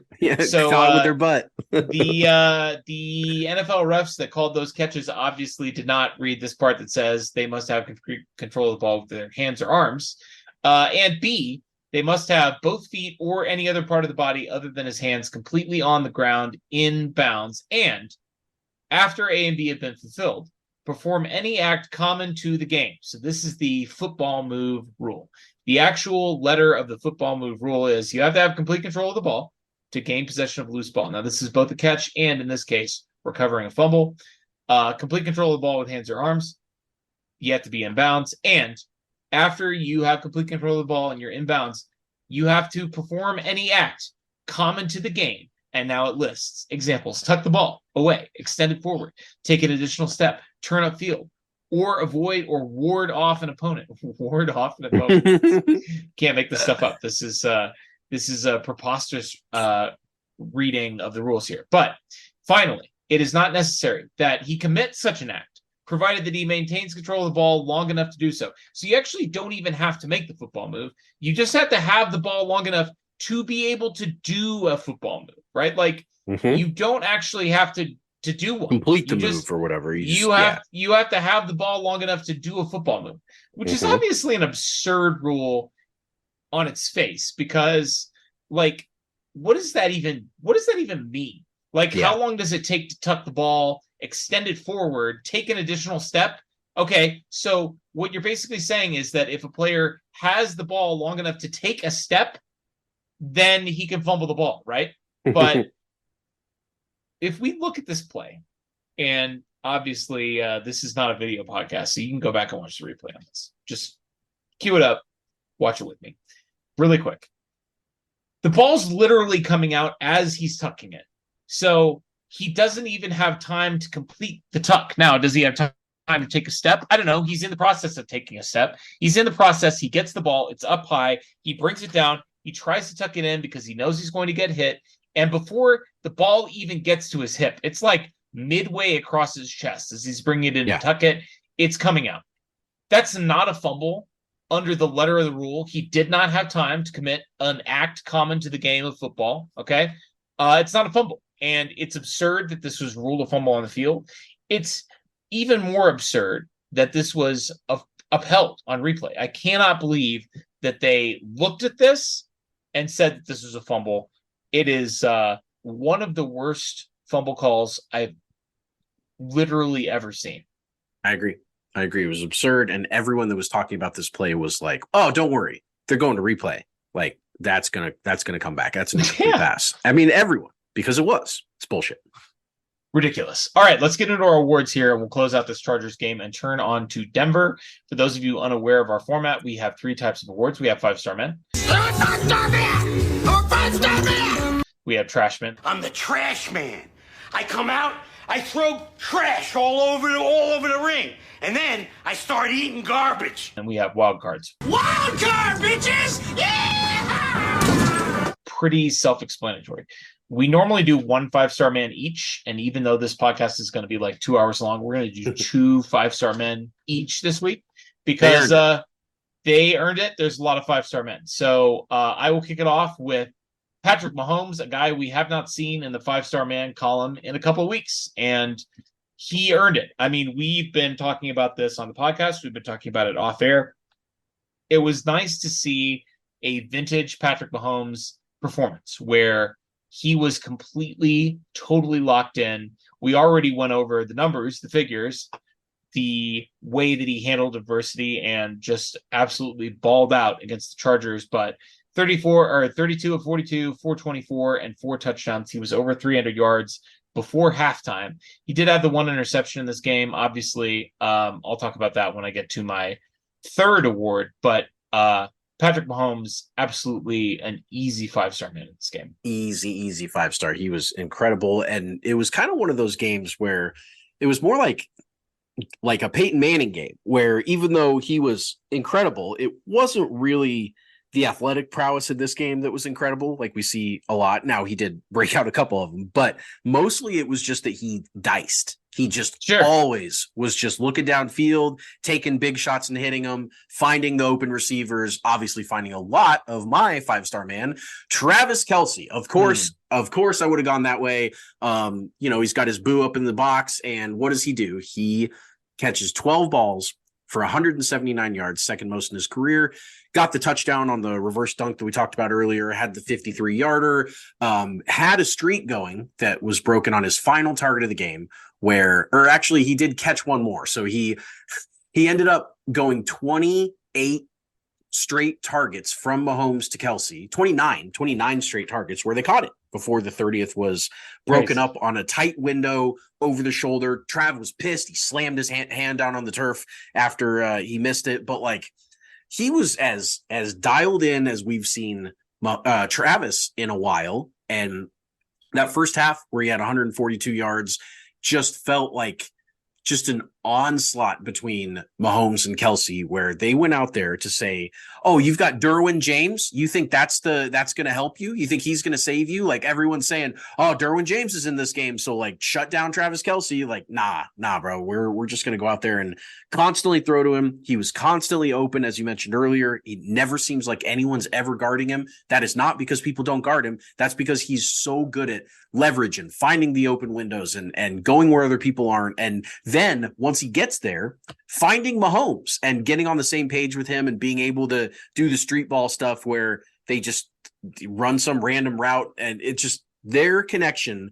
We are always going to look back on this period of Chiefs football, and that's the first thing we're going to talk about is Kelce and Mahomes, and the fact that wherever they were, they found each other and they brought each other across the finish line time and time again. And this was another example of doing that. Mr. Kelce, Taylor's boyfriend, you are my boyfriend today and my 5-star man. You know what's so crazy, and I just got to throw this out there really quick because we have not mentioned it yet. It's wild that the Chargers used to completely own Travis Kelce, and it used to be that both him and Patrick, like this used to be the team that they couldn't solve. You mentioned earlier that like 3 of Patrick's 5 lowest yardage totals in games that he started and finished are against the Chargers. Travis Kelce had a run in, at the end of the Alex Smith era where he went 1 catch for 1 yard, 6 catches for 46 yards, 1 catch for 6 yards, 7 catches for 61, 7 for 92, and then 3 for 24. Okay, that was through the end of 2019. Then in his last 6 games against the Chargers, he had 9 for 90 and a touchdown, 7 for 104, 10 for 199 and 2 touchdowns, 5 for 51, 6 for 115 and 3 touchdowns, 12 for 179 and a touchdown. And obviously doing his best that includes a couple of game winners in there. Yeah, I mean, overtime winners, 2 overtime winners. Yeah, he absolutely owns the Chargers. 100% a 5-star man. For the second week in a row, I'm going to give you a 5-star man that is not a man at all, but a woman. And I shouted out Taylor Swift and gave her a 5-star man last week for inspiring Travis Kelce, taking his game to new heights. This week, I want to shout out the number 1 football wife in America, Brittany Mahomes. I'm not going to knock Taylor for not knowing ball. And you made a great observation when I previewed this take with you off the air earlier today. But there was a play in this game where Travis Kelce is, down in the end zone. He's interfered with, and he goes down to the ground, and the ball is not caught. And both Taylor and Brittany at first react, they're disappointed that the ball was not caught for what would have been a touchdown. Taylor, as you pointed out, probably concerned for Travis's health and safety somewhat. But I also just, she hasn't been around the game her entire life like Brittany has. She doesn't know it backwards and forwards. Brittany Mahomes was celebrating the instant the flag came out. I mean, like as soon as she saw Travis go down with contact in the end zone, I tell you, she's looking for the flag. Yep. And when you get the shot from the booth, it is clear that the instant the ref throws the flag that she knows what's happening. She's celebrating. She's celebrating before anybody else in the booth that you can see on the broadcast copy. That is a woman that knows ball and supports the hell out of her husband, Patrick Mahomes, the greatest quarterback in the world. She is a 5-star man in my book. One of those women has been watching football for 16 years. I know. And one of them has been watching for what feels like 16 minutes. But certainly, Again, I don't want to bring Taylor down. I agree. This is not a podcast where we're bringing women down to push other women up. We want to support all women. But I feel it is important to recognize that Brittany knows ball and that she rules. She does. And yeah, as I pointed out, I mean, Taylor's, of course, if that were Mahomes down on the play, even if there were a flag for roughing or something, Brittany would not have thrown her hands up in celebration on that. She would have been concerned for Patrick. There's a connection there that goes beyond the box score, and that's clearly what happened there. But you're absolutely right that Brittany knows ball and deserves 5-star. My second 5-star man is going to be, I keep going back and forth on this. I like the waitress because we have to say Omenahu, and that's always fun. But that's for me. It's so that I pronounce his name correctly. Correct. If I think of Always Sunny, I think of Dennis saying who, and then I can pronounce his name correctly. But I kind of think I can get Charlie Hustle to stick. It's a Kansas City brand, so like it's it's a famous.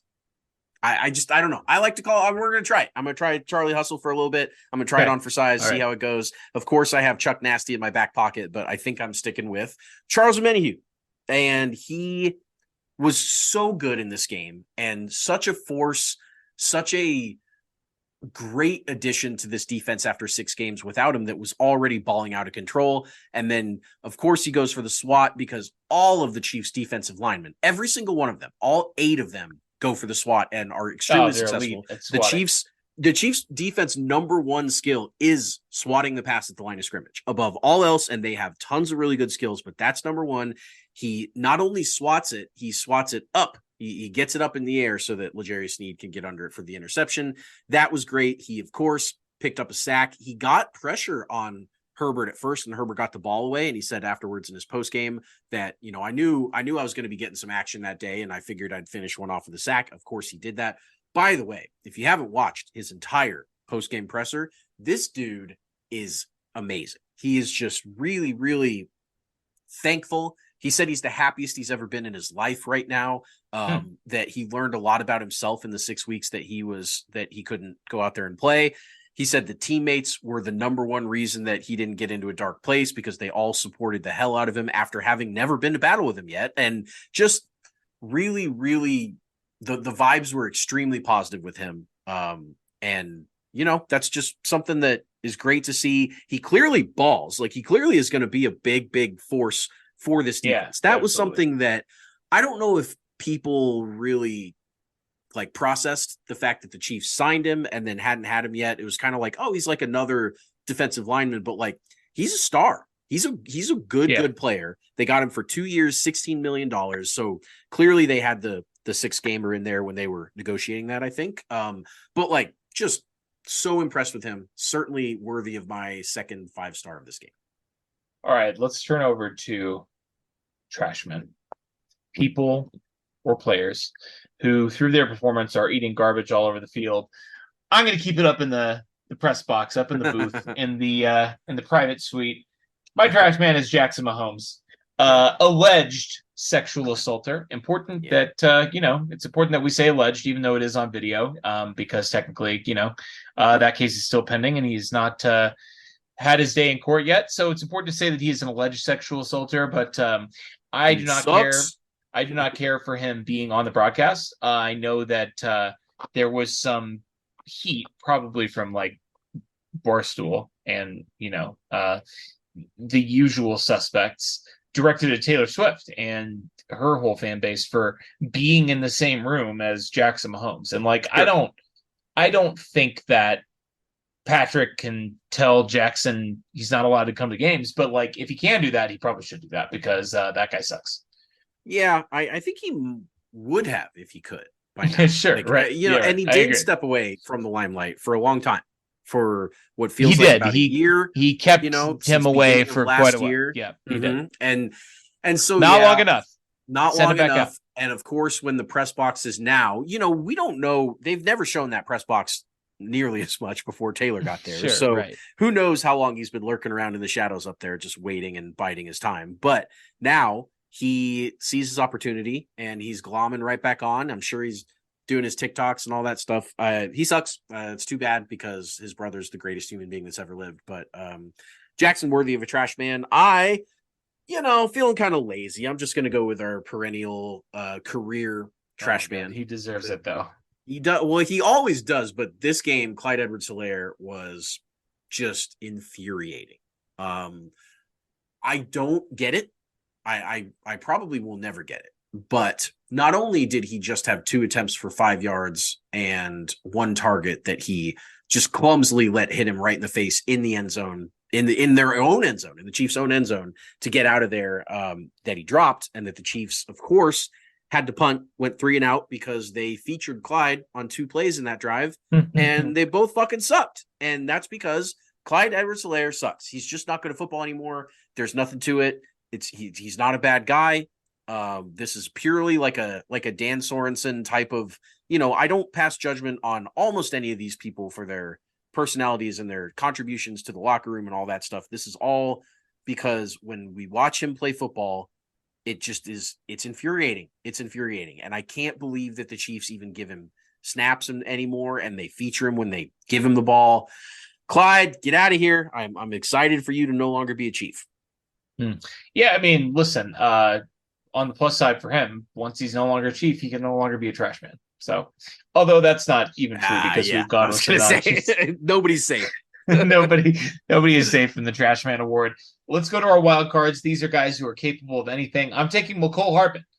You already alluded to some of his exploits in this game, but on the one hand, 1 catch on 3 targets for 6 yards.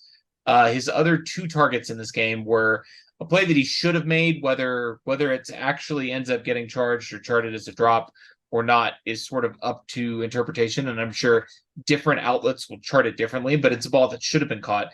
And then he was the intended receiver on the interception. And I'm not saying that he should have caught the interception because it wasn't a well-placed ball. And, again, you described it as an arm punt. That's basically what it was. But he also didn't fight to break the ball up. And I think, there are guys that will do that will fight through contact to break up the ball. We've seen some of the Chiefs' other wide receivers do it over the years. McCole has never been that guy, and he certainly was not that guy on this play. He basically just stood by and watched as, the DB picked it off pretty easily. He did not get in there and try and break it up.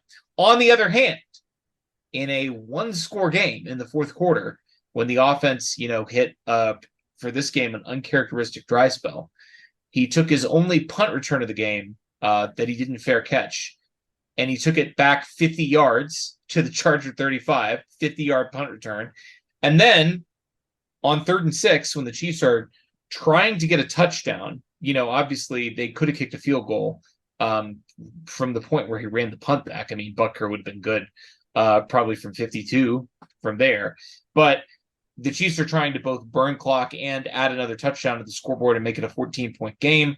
He comes up huge on a 3rd and 6, where he not only has to go up to get the ball because the pass is thrown high, but then he has to fight through contact after he goes. He has to leave his feet, both feet off the ground, to catch the ball and then come down and fight through Asante Samuel Jr. to get the first down. So, the hands on that play, extremely strong hands. We've always seen that from McCole. And what he didn't do on the interception, which is fight through contact to make a play. And he was able to do that. Comes up a huge first down catch on 3rd and 6. And the Chiefs do go on to convert a touchdown to Isaiah Pacheco on that drive and put the game completely away. So that is a wild card performance from McCole Hardman. Looking forward to more of the same. That's the McCole Hardman experience. It is.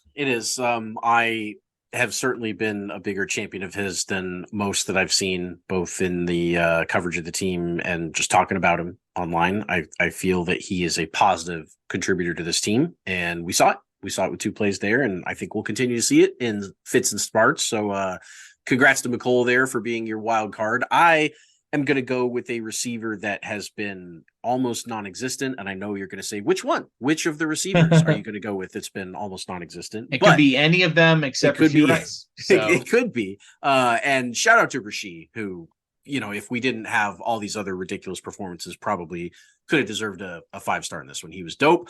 I am going with Marquez Valdes-Scantling. He was weird.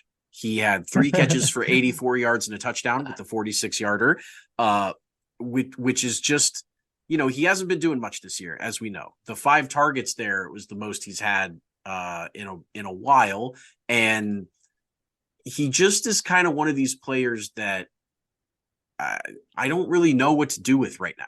It's the most targets he's had this season, by the way. Last week, he had 1 target, no catches, and he's had 2, 2, 2, 3, and 2 the other games this year. So He just doesn't really find Pat's attention. He doesn't get open to the point where Pat's looking for him. Now, Pat noted on the interception to McCole, he said, please do not look at Quez when you guys watch that film, because he had broken a deep post to the outside and was wide ass open as Pat was winding up to throw the ball. Like, he could have, if he read it differently, probably hit a long touchdown. And then we'd be talking about 4 catches for 150 yards and 2 touchdowns for MVS. So I get it. I get that he's not going to be a target monster or anything like that. I know that he has the role in the offense of taking the top off the defense, but I just don't know what he's capable of. I don't know if he has more than this in the tank, if he's ever going to even, I don't know when he's going to score, when they're going to go long with him. He's such a wild card as far as his actual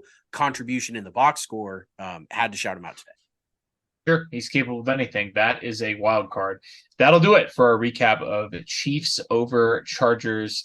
Let's preview this Broncos game. Now, our game preview is going to be necessarily truncated. We just played this team 2 weeks ago. Very little has changed other than the Broncos have shed a couple of players and may shed a few more players before this actually, goes to kickoff on Sunday. But we promised a little John Elway talk, and I want to kick things off there. So we were talking Elway before the season started, and we've been talking about it for 2 years. We've created a lot of awareness. Buzz. I guess 3 years now that we've done the Elway podcast, the launch of the pot in our inaugural episode, and then of course the Elway thread, which came a year later. People have been taking notice of the John Elway situation, and several luminaries of football Twitter, and in particular football analytics Twitter, took notice of the thread right around when the season started to kick off, including the creator of DVOA, Aaron Schatz, who weighed in thusly. He writes, I missed the John Elway Twitter conversation a couple of days ago, so I wanted to give 2 cents based on my stats.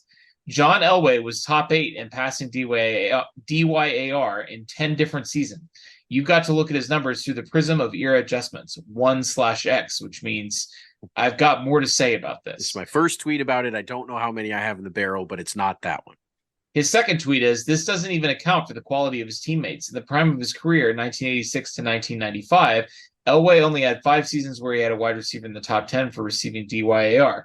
Mark Jackson in 88-90, Vance Johnson in 89, Darrell Russell in 93, and Anthony Miller in 95. 2 out of 2. That is all I had to say about John Elway. He was top 8 in passing DYAR in 10 different seasons. You have to look at him through the prism of his era. He had a top 10 wide receiver in 5 of the 10 seasons he played in the prime of his career. That is all he had to say about John Elway. Now, needless to say, not impressed by this situation. Not impressed by Schatz. Schatz came in hot. He said, I've got a lot to say about this. And then when he started the thread, he realized he didn't actually have anything to say about it. No more ammo. I'm out. 2 bullets. That's it. Another luminary to weigh in on this Elway situation was Eric Eager of Sumer Sports, formerly of Pro Football Focus. Mm-hmm. Do not at Eric. We have brokered a tenuous treaty. He follows me on Twitter now. I follow him on Twitter through a friend of the show, Seth Kaiser. Seth and Eric are tight. Seth was able to work a peace treaty in the DMs. Do not at Eric. This is now 2 months old. We don't need to rehash old wounds. But I do want to talk about it on the podcast because we didn't talk about it at the time. It was a couple of days before the season kicked off. I was flying in to watch the game. We went to the game in person. There was a lot going on. But now it's Broncos week part 2. We have to get into this a little bit. So Eric, who's one of the people that weighed in on this, and he got into it a little bit with Seth. And he essentially said, I'm paraphrasing here, so again, don't at him or me.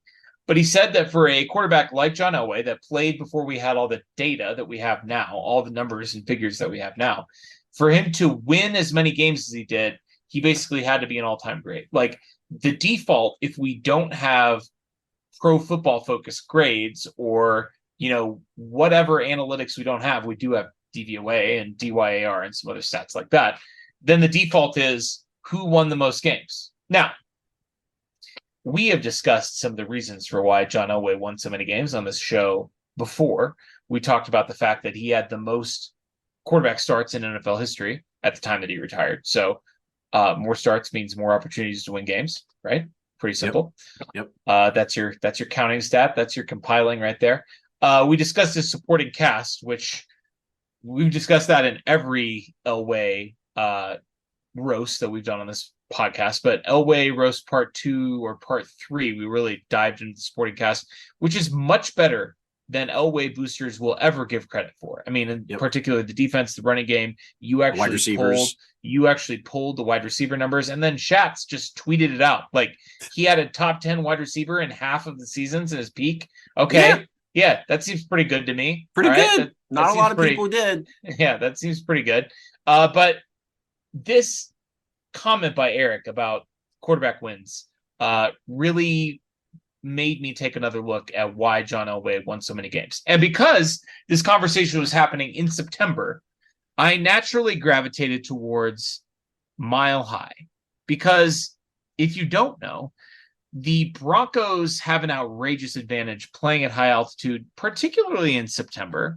And that's what sort of got me thinking. A season was about to kick off. The Broncos were about to open 2 straight games at home, like they do every year, because the Commanders NFL and Raiders favors the Broncos. Yeah, which they lost both of those games, by the way. But they had a huge advantage, and they squandered it. So their home winning percentage in September is 71.3%. All right, now I'm just going to give you their winning percentage the other 3 months of the football season. Okay. In October, it's 613, so it drops 100 percentage points or 10 percentage points. Right. I have these written out to a third decimal, so it's like 100 percentage points. No, 10 percentage points. In November, it's 552, so it drops another 10 points. And in December, it goes back up to 64.5%, but that's still 6% lower in September. The Broncos are better at home in September than they are in any other month by far. They have a huge home field advantage in September. But listen, all of those numbers are above 500. I mean, you would expect teams to play better at home, sure. You would expect the Broncos, who have a literal geographical advantage to where they play football because of the altitude, you would expect them to play much better at home. So I was curious about sort of the general home road splits for this franchise. And I asked you to run some numbers for me. So will you share with our listeners the results of these numbers, these figures, the Broncos home road splits as a franchise and how unusual they are? Of course I will. They are extremely unusual. When you look at the home win percentage and then you line it up next to the road win percentage and you take the difference between the two, and then you sort all the teams by that difference, you get the top of the team. The top team with the biggest split between home winning percentage and road is actually the Baltimore Ravens, and they have a 685 at home and only a 438 on the road for a difference of 24.7% between home and road. Now, remember, the Baltimore Ravens are a franchise that started in 1996, so all of their data is going to be a little bit noisier than the teams that started in the 70s, such as the Denver Broncos. Smaller sample size, so it's going to be a little bit noisier. Still an interesting one that I'm sure some people can dive into. Part of that being maybe that the Ravens have been notoriously a defensive-minded team, and that's kind of a home frenzied crowd because your defense is messing up the other team. That type of vibes there. But of course, of all 32 franchises in the NFL, number 2 in largest home road split is these Denver Broncos. They have in their franchise history a 657 win percentage at home, 65% of the time at home they win. And on the road, it drops 22% to 436. So their difference of 22.1% is below Baltimore, but bigger than Minnesota's by 2%. So Minnesota in third place is 203. Denver's 221. That's a big gap. The difference between Minnesota and the 10th place team is also that same gap. So Denver certainly by far gets a huge advantage by other teams having to rise up in elevation. You've all felt this when you've gone to Denver. You get there, you start to get out of breath. The sun's a little bit hotter. Things are just a little bit off. They're just different. It's not necessarily like it's impossible to live there. You would know, but like, it's just weird if you're not used to being up that high. It's very strange. And these teams have to go in there and play a football game against teams that live there. It's very clearly a geographical advantage. I can't believe that it's actually allowed. And of course, all of Denver's success can be rooted directly in this home field geographical advantage. So obviously, the Broncos as a franchise have maintained a huge and unfair advantage from playing at high altitude. It's preposterous. And as you said, it's frankly absurd that the NFL allows the Broncos as a franchise even to exist, because this is such an absurd geographical advantage that they enjoy playing at high altitude. But let's talk about John Elway, because if the Broncos as a franchise benefit so much from playing at high altitude, surely John Elway as well benefits. And so I started to look at John Elway's home and road splits. This is a guy that did a lot of winning. And again, this was Eric's primary argument for why John Elway is an all-time great. He was an all-time winner. Well, John Elway at home was an all-time winner. He was 96-23 at home, which is a very good winning percentage. And he had an 85.4 quarterback rating, which for a guy with a 79.9 career quarterback rating, pretty good. 6 percentage points higher than his career average, which of course means that when he was on the road, 73.9. Not good. I mean, we're talking about a 12 percentage point or a 12-point swing in quarterback rating between his home and road splits.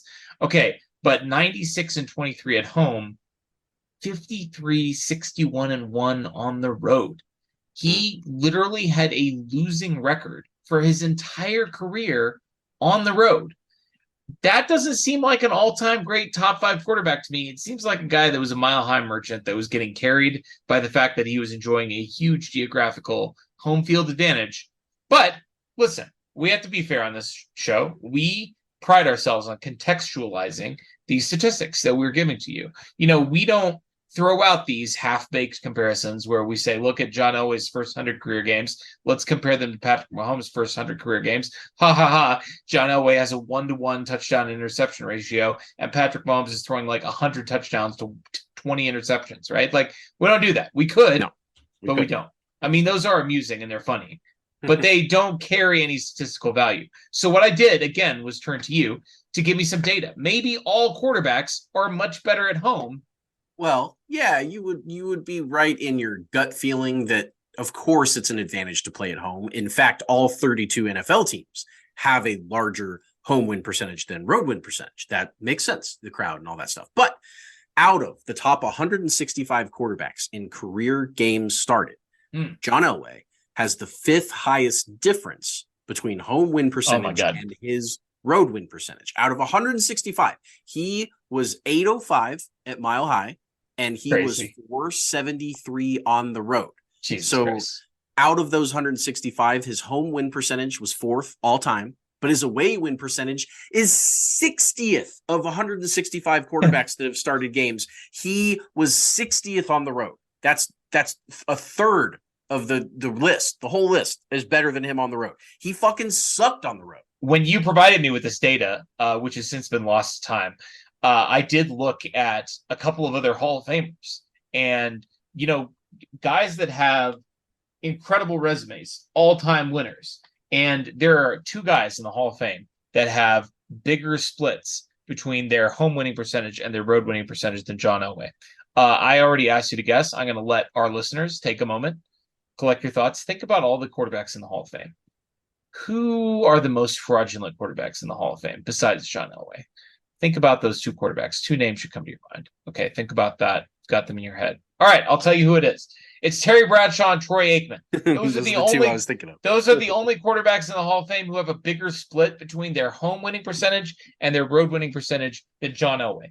All 3 of these guys were glorified game managers who benefited from playing with great teams, with great coaches, and had great home field advantage, and they rode that into the Hall of Fame. Let's talk about this game. The Chiefs obviously have beaten the Broncos 16 times in a row. 16 times. 16. It's about to be 17. It's about to be 17. That is 4 games away, of course, from tying the all-time win streak against a single opponent. When the Chiefs have the ball in this game, the DVOA metrics have changed a little bit. The Broncos have not really improved, but the Chiefs have after their impressive showing over the Chargers. The Chiefs, as we already mentioned, are top 5 in each of the 3 categories in DVOA. So when the Chiefs have the ball on offense, the Chiefs are up to 4th in offensive DVOA. The Broncos are still 32nd in defensive DVOA. They have crawled out of historically bad. They're no longer the worst defense ever through 7 weeks of the season. They're just the worst defense this year. But they're they're still very bad. And I feel like after the performance we saw from the Chiefs on Sunday, Chiefs are going to score more than 19 points this time around.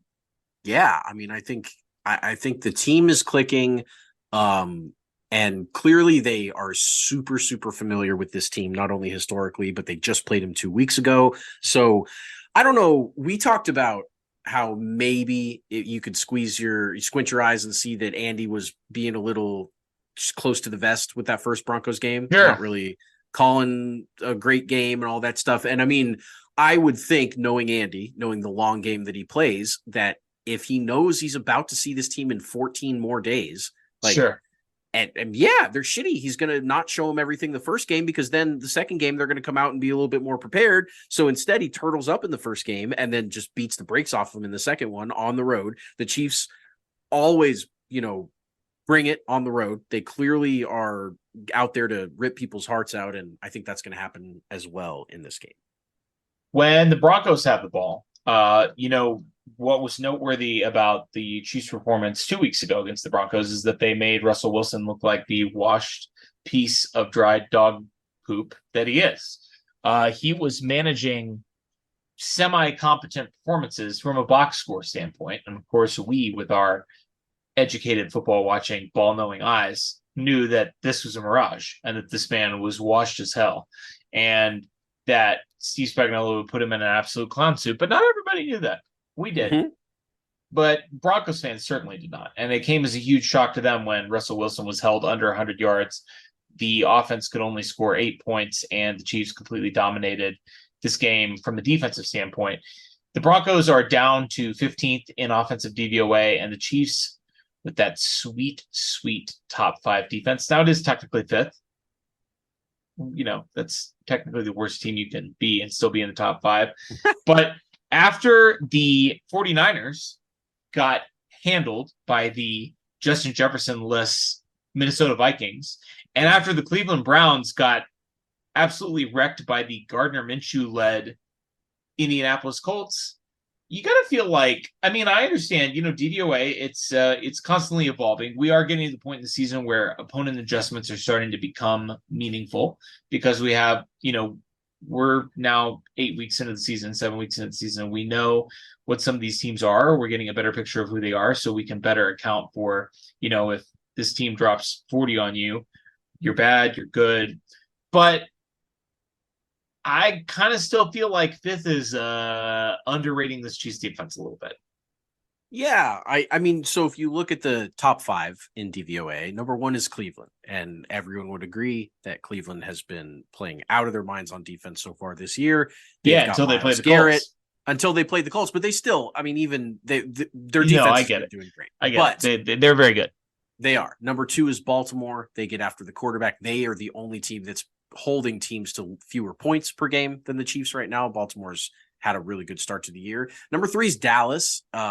You can see just kind of some star power there, even though they lost Diggs. They've, of course, they've got Micah Parsons. They've got Micah Parsons. They've got some dudes there. And then 4 is Jacksonville.